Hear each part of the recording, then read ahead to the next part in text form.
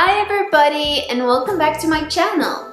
So today we'll be doing a Q&A. I have read through the questions and chosen the ones that I'll answer. Sorry if I don't answer your question. I'm gonna try and keep this video less than 20 minutes. So let's just get into it. Wait.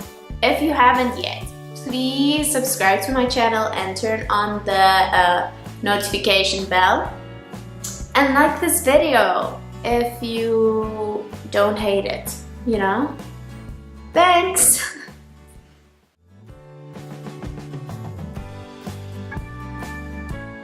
First question, what do you do when you like someone a lot but they don't like you back?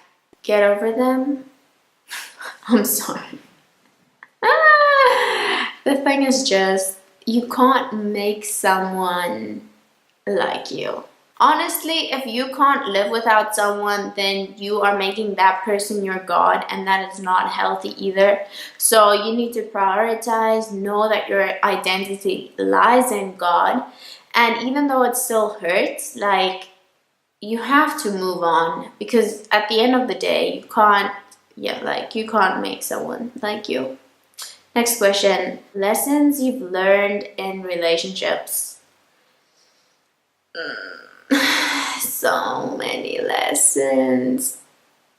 I think one of the key things that I've learned is that don't date someone if you can't see yourself marrying them. Even if it's like one or two things that you're like, I cannot live forever with this. It will eventually end then, and you would have just wasted your time, have all these memories and things you can hold on to. You'll have soul ties that you then have to break.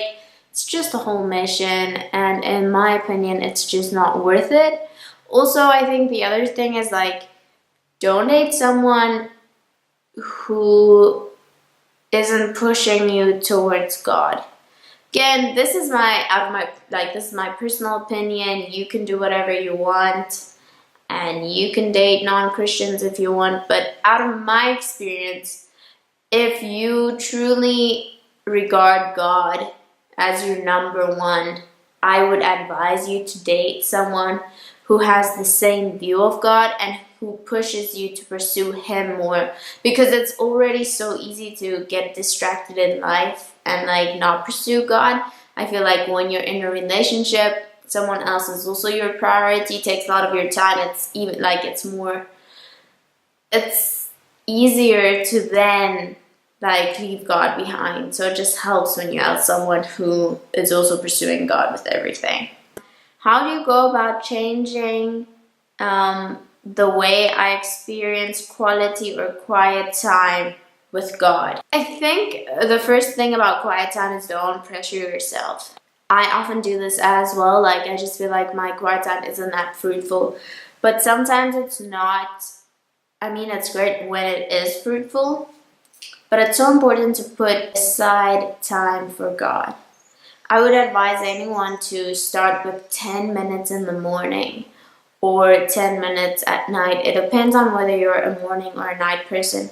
And to remember that it's not, yes, it should be a habit, but it's more a discipline. You have to activate your mind while you're reading the Bible, or while you're listening to worship. And I think it's also about finding something that activates or helps you talk to God. Like, I think one of the most effective ways that I speak to God is by writing letters, like just writing everything that's in my mind. Like, it really calms me down, and I really feel like that's one of the best ways I communicate with God. The other way is like when I'm in my car, like I drive a lot actually. So just talking to Jesus during that time really helps me, and I feel like I'm able to connect with God really well. So I just think it's all about finding things that works for you and works around your schedule, and then maintaining it. Like, if it's 5 minutes, if it's 10 minutes, if it's 15, if it's 30, get a amount of time that you won't feel like it's boring, or like you won't like push it aside. So just, it's all about continuously doing it. Do you believe in love at first sight? No.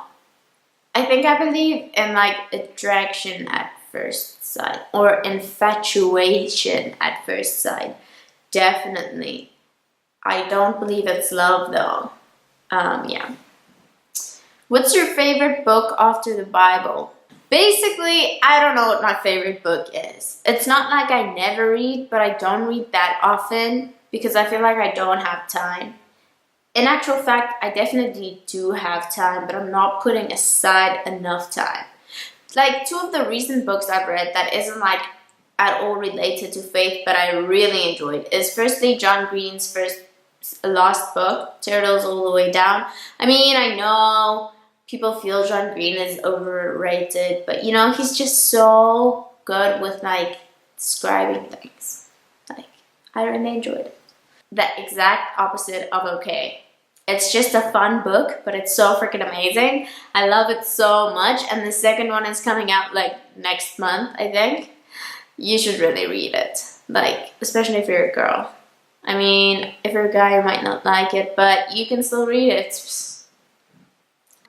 Also, shout out to Almero. I think it's called Donderweer Gedagtes. Yes, it's absolutely great. You should really go read it if you're Afrikaans. If you're not, learn Afrikaans and then go read the book. Okay, next question. What are your newest upcoming video ideas? This Q&A. Yes. I need to really continue with my dating series. Okay, I don't need to, but I want to and I'm going to.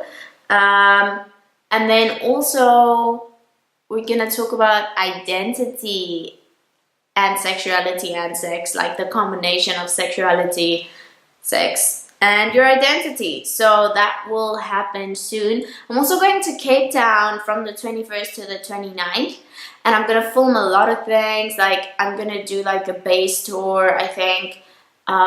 Lots of videos with my international friends. So if you have any questions or like video ideas for when I'm in Cape Town, please put it down in the comments. Please, you know, I just appreciate it so much. Okay, next question. What do you feel your purpose is? So, funny thing, at my church, I go to Every Nation Roseland. We're actually doing the series called What on Earth Am I Here For? And it's all about purpose. But basically, I believe my purpose is to glorify God. And that while like I do things that glorify Him, I'm glorified because that's my purpose. So yeah, on a more specific note in terms of calling, I really believe I'm called to tell stories. I'm not completely sure how that's gonna like look like in the future, but you know, we're getting there one step at a time. Okay, if God created everyone, He created gay people, ? And does that make everyone His children? So I do believe God created every single person. I do believe God loves gay people. Basically, everyone is God's children. God loves everyone. Like, there's no one on earth God hates. Except maybe like Satan, but I don't think He even hates Satan. He just hates the sin. Basically, so that's the thing. God loves the people. He hates the sin. But when you do not choose God because you have free will, you have to still deal with the consequences. And that doesn't mean that He doesn't love you. So I know people are confused about this because they're like, how can people go to hell if God is so loving? Well, here's a good question. Like your parents, when you do something wrong, they still love you, but they still discipline you. So it's kind of the same thing. He loves you, but you chose, and this is the consequences of your decisions. So either you don't get free will, so you don't get to choose, so it's not really love, or you do get free will and you have to deal with the consequences. So yes. Another thing. Does the Bible talk about dinosaurs? As far as I know, not. What I do know is that in the King James Version, in Job, it actually does talk about a dragon. So I googled the verse. It's Job 41 verse 21. It says, His breath kindleth coals, and a flame goeth out of his mouth. So that's an interesting fact. Also, I don't believe in evolution, so yeah. Anyway, next question. How old are you? I'm 20. I'm turning 21. What degree are you doing and why? So, I am studying BA Psychology at the University of Johannesburg. My subjects are Sociology, Psychology, Industrial Psychology, and Communication. It's such a long story, like, oh wow. Basically, I wanted to study rhetoric and writing, which is a degree that you can only study in the United States. And unfortunately, because of like circumstances and things like that, I couldn't go do that. So then in a fight I had with my dad actually, I was like, okay, maybe I'll study psychology with that degree. And then I looked at psychology in South Africa. Then I found out that like at UJ, you can do psychology and you can still have like communication as a subject. And then also, I don't know, it's this whole thing because like my whole life people wanted me to study psychology and I was like, no, I don't want to do it. Like I'm already people's like psychologist. I'm already a psychologist, basically. That's what I said.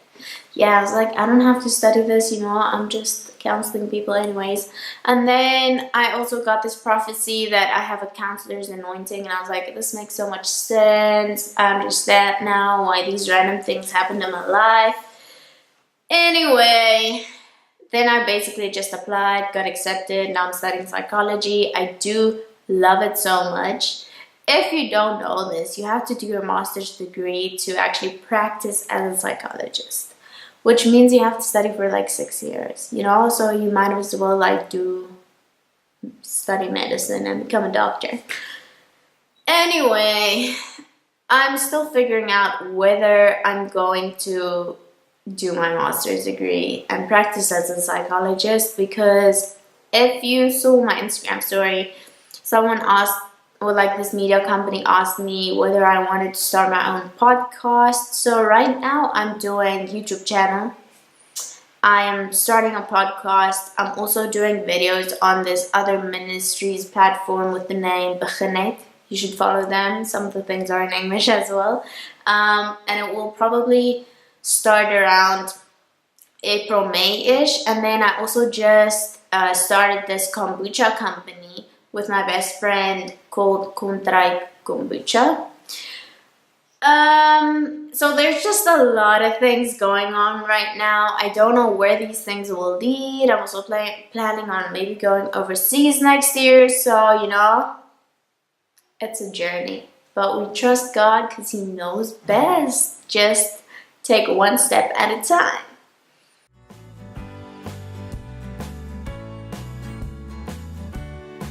Anyway, I hope you enjoyed this video.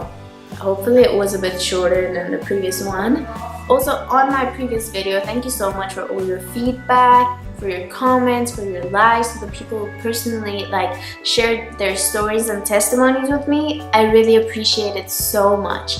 Also guys, like we're almost at 200 subscribers. Thank you so much. Like I appreciate all the support so much.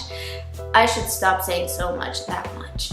Anyway, you're so loved. Have a great day. Okay, bye.